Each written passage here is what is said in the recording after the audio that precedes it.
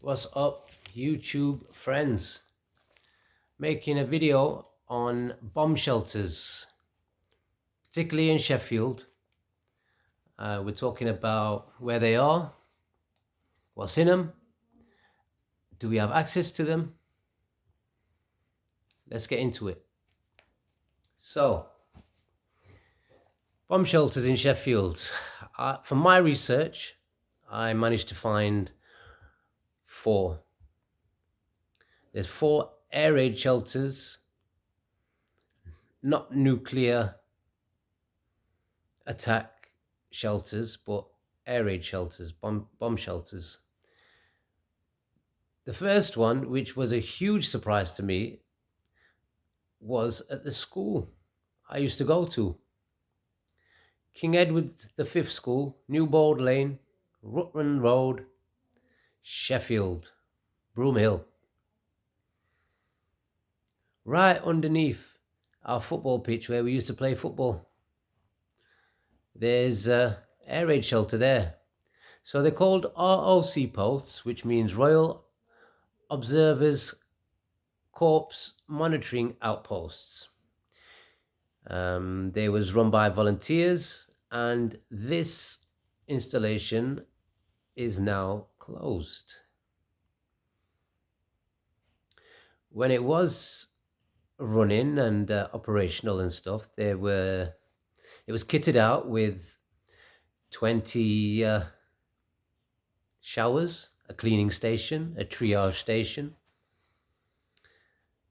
The school has plans to use it for teaching resources, but as far as it comes to bomb shelter, it's a non-existent installation for that use.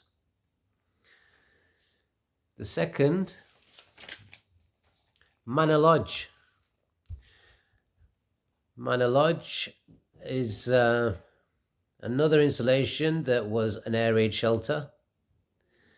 It's got something unique about it. It had a disc-shaped roof as well as a disc-shaped floor, and it's vaulted ceiling.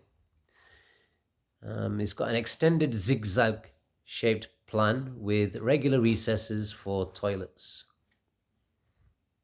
Now closed. Stocksbridge ROC post, opened 1964, closed 1991, non-existent.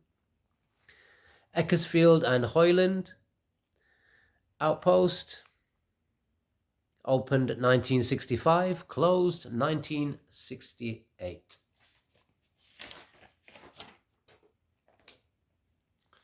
So that's the bomb shelters in Sheffield. We don't have any that we can talk of or use. We don't have any, not a single one here in Sheffield. And I find that extraordinary, since our government is provoking and pushing the bear Russia, Rus, who is the world leader in nuclear weapons. And they seem hell-bent on this provocation and this aggressive form of whatever it is they're doing. Don't agree with it, but it is what it is. Right, so as far as them for themselves, they have a few nuclear installations dotted about the UK, some in the south, some in the north. And one of these installations is called Hat Green. It's in the Cheshire area. And politically, this would hold power all the way up to the Scottish border. So this is what it says about this installation.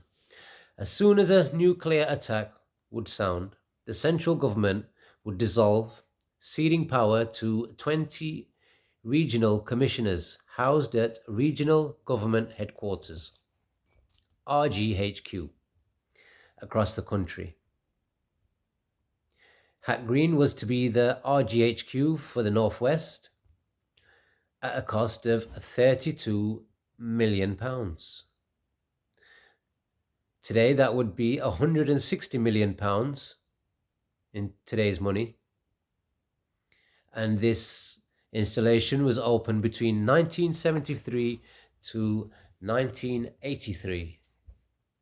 It's now closed. And it's a museum. So we can all go and have a look at what a nuclear installation looks like. So we paid for it. If we want to go and visit it, we pay for it again. But if we want to use it, name's not down, pal, you're not getting in. We cannot get in. Operational for 10 years, the bunker could support 161 people for 3 months without external supplies and equipment to take control of the whole of the country if need be. Now a museum, it has been restored from disused equipment from other bunkers, 40 feet deep, enclosed in concrete with 2-meter thick walls, with 3 dormitories, a common room, a canteen, decontamination area, sick bays, and at its heart, housing essential mechanisms for a post-war Britain, along with government rooms including extensive communication systems, attack warning system, and a briefing room, a BBC radio station, and another room for scientific advisors and BT telephone exchange. It also has life support systems that would sustain 161 people for a period of 3 months. And all can be viewed today as they were at the height of the Cold War. Elsewhere, a wealth of artifacts from both inside the place have been kept, illustrating the effects of a nuclear exchange if ever started. If I could quickly get you to like this video so it could help the running of the channel, pushes out in the algorithm and get more awareness of the situation.